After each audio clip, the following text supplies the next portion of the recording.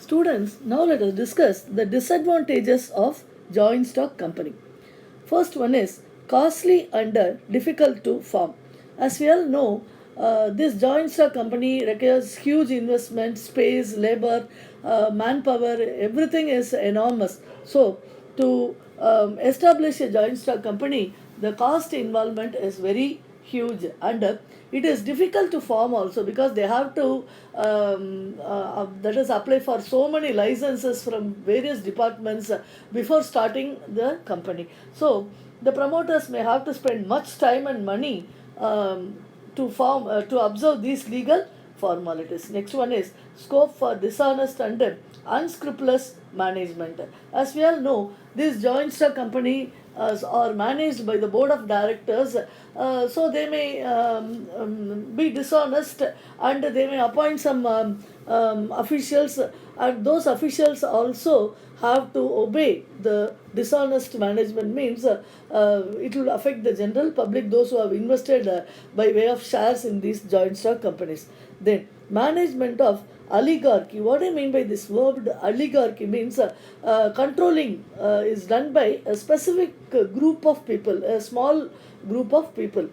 Monopoly means single person or single firm dominates this industry, means monopoly. Oligarchy means a group of small group of richest persons dominating the affairs of the company. So this is a very very dangerous thing with the view of general public and the shareholders. Next one, speculations. A few individuals may corner the shares to gain control over the company, because see the shares are listed in the market.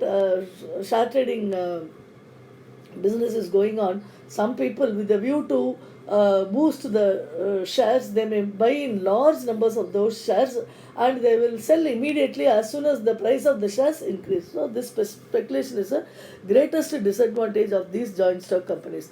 Then lack of interest. See, the directors may not have interest or that is enthusiasm to improve the gain or quality or profitability of the company. Whereas in the sole proprietorship and partnership, only few people or single person is involved, and they may have the personal interest. Here so many group of directors are there, and each one may feel irresponsible towards the affairs of the company.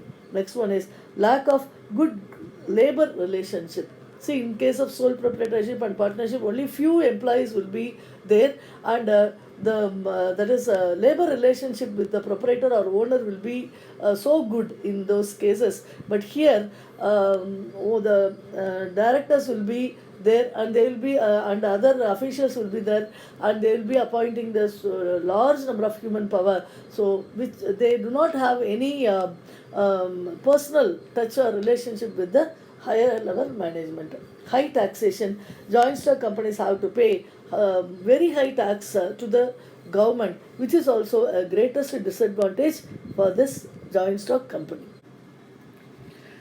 Children, now let us move on to the topic types of companies. This classification of companies is based on five major headings. The first one is classification of companies on the basis of incorporation, that is how it is formed. The first one under that heading is chartered companies. Chartered companies are that is formed by king or queen of any country. As we all know, in India we don't have kings or queens. So nowadays, so it is not prevalent in India. See, the power and privileges of chartered company are vested in with the hands of king or queen, are specified in the charter. Power to cancel the charter is also vested with the king or queen. So the examples can be said as East Indian Company and Bank of England, Hudson Bay Company are the examples of this type of chartered companies, which we don't have in India. The next one is statutory company. The companies which are established by a special act made by the Parliament, assembly, or the Parliament or state assembly, is called the statutory company. See, example of statutory companies are Food Corporation of India, LIC, RBI, SBI, IDBI. So many companies are there. They are created for the special purposes by the central government or by the state government. Okay, the in the parliament, that is the memorandum of association and articles of association, we will study in detail about these things. See, these things will, the rules and regulations are mentioned in the MOA, that is the Memorandum of Association of the relating to day-to-day management of the company. Constitution of a company is specified in the Memorandum of Association. Rules relating to the day-to-day management of statutory companies are specified in the Articles of Association.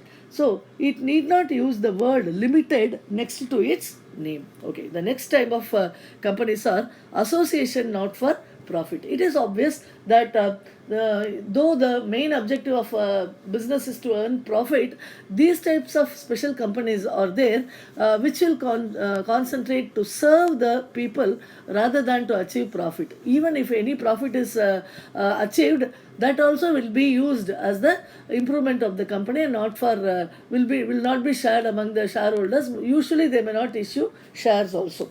So the companies which promote sports, commerce, arts, science, religion and charity may come under this category. It intends to apply its profits, if any, for promoting its object. According to the Section 8 of the Companies Act 2003, the central government may, by license, grant that association may be registered as a company with a limited company. See, but these companies also would not use the word limited or private limited as the part of their name. It prohibits the payments of dividend also to its members. Such companies may be public or private companies or may not have the share capital.